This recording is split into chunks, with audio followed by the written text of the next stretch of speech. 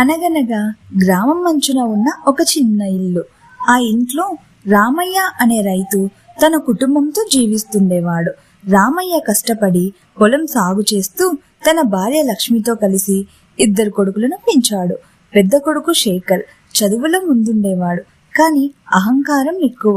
చిన్న కొడుకు మోహన్ తండ్రి మాట దైవంగా భావించే మౌనంగా బాధను మోసే మనిషి. అలా కొన్ని రోజులకు శేఖర్ చదువు పూర్తయి పట్టణంలోనే ఉద్యోగం చేస్తుండేవాడు. తను సంపాదించే దానిలో సగం ఇంటికి పంపుతూ ఉండేవాడు, ఇంటి ఖర్చుల కోసం. మోహన్ తన గ్రామంలోనే చదువుకుంటూ తల్లిదండ్రులకు తోడుగా ఉండేవాడు. ఒకరోజు శేఖర్ తను ఉద్యోగం చేసే కంపెనీలో సౌమ్య అనే అమ్మాయిని ప్రేమించి పెళ్లి చేసుకొని తన గ్రామానికి తీసుకొచ్చాడు. అది చూసిన గ్రామస్తులందరూ గుసగుసలాడుతున్నారు. కానీ మోహన్ తల్లిదండ్రులు సంతోషంగా వారిని ఇంటి లోపలికి ఆహ్వానించారు. రామయ్య మరియు లక్ష్మి కూతురు లేనందువలన తను కోడలు సౌమ్యను కూతురులా చూసుకునేవారు. మొదట్లో అంతా బాగానే ఉండేది. కానీ రోజు రోజుకి సౌమ్య ప్రవర్తించే తీరు వలన లక్ష్మి మనసులో చిన్నగా చిరాకు మొదలైంది.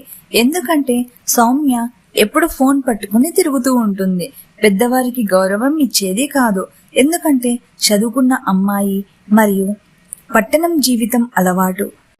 మొదట్లో మాటలతో చెప్పేది లక్ష్మి, అమ్మ సౌమ్య అలా ఉండకు అని. నాకు కొంచెం వంటింట్లో సహాయం చేయు అని అడిగింది. అప్పుడు సౌమ్య కూడా సరే అత్తమ్మ అని చెప్పి వంటగదిలోకి వెళ్ళింది. అక్కడ అన్ని మట్టి పాత్రలు మరియు కట్టెల పొయ్యిని చూసి సౌమ్య భయపడిపోయింది. ఏంటి అత్తయ్య, ఇప్పుడు నేను వీటితో వంట చేయాలనా అని అడిగింది. అప్పుడు లక్ష్మి, అవునమ్మా సౌమ్య, ఇక్కడ వీటితోనే వంట చేస్తారు అని చెప్పింది. సౌమ్య మొదట్లో వీటితోనే వంట చేయడానికి ప్రయత్నించింది, కానీ తనకు వాటిని ఎలా వాడాలో తెలియట్లేదు. అది తనకు కష్టంగా కూడా అనిపించింది.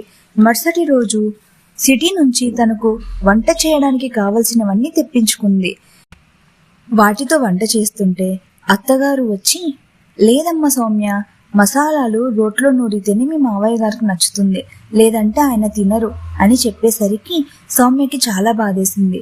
నేను వీరితో కలవడానికి చాలా కష్టపడుతున్నాను, కానీ వీరు రూల్స్ అండ్ రెగ్యులేషన్స్ ఎక్కువ పెడుతున్నారు అని అనుకొని వారిని ఎక్కువ పట్టించుకునేది కాదు.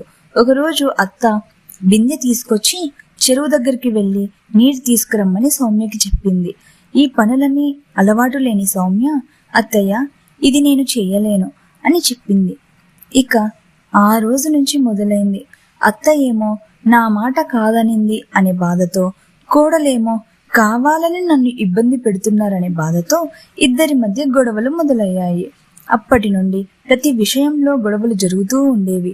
రామయ్య ఇదంతా గమనిస్తూ ఉండేవాడు, కానీ ఏమీ మాట్లాడలేదు. కానీ ఒకరోజు చాలా పెద్ద గొడవ జరిగింది. ఆ రోజు రామయ్య కోడలు సౌమ్యను, అత్తయ్య నీ మంచి గురించే కదమ్మా చెప్పింది అని అన్నాడు.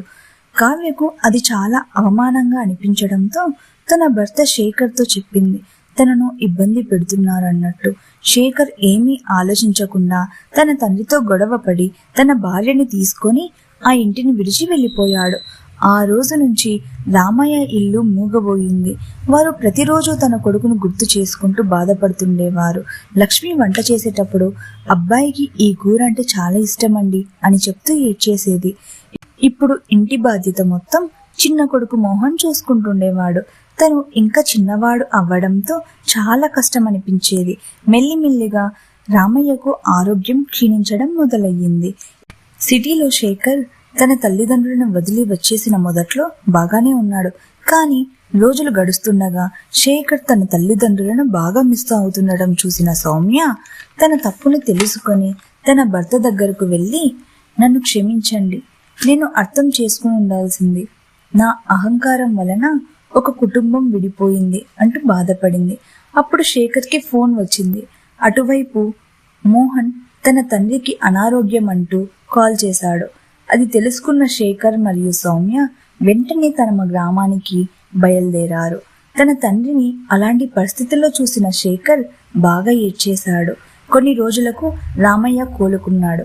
కానీ శేఖర్ తన తప్పు తెలుసుకొని తన తండ్రి కాళ్ళ మీద పడి, క్షమించండి నాన్న అని ఏడ్చాడు. అప్పుడు రామయ్య, మాది కూడా తప్పు ఉంది నాయనా, అంటూ ఒకరినొకరు హత్తుకున్నారు.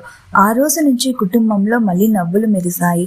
మరుసటి రోజు రామయ్య కొడుకు కోడలితో మాట్లాడుతూ తన ఇంటిని కష్టంతో మరియు ప్రేమతో కట్టాను, ఇదంతా నా కుటుంబం సంతోషంగా ఉండాలని అని అన్నాడు. అప్పుడు సౌమ్యకు అర్థమైంది కుటుంబం విలువ ఏంటి అని. వెంటనే తన అత్తమామల కాళ్ళ మీద పడి నన్ను క్షమించండి అని వేడుకుంది. ఇప్పుడు ఆ ఇంట్లో స్వచ్ఛమైన మనసులతో కూడిన సంతోషం ఉంది.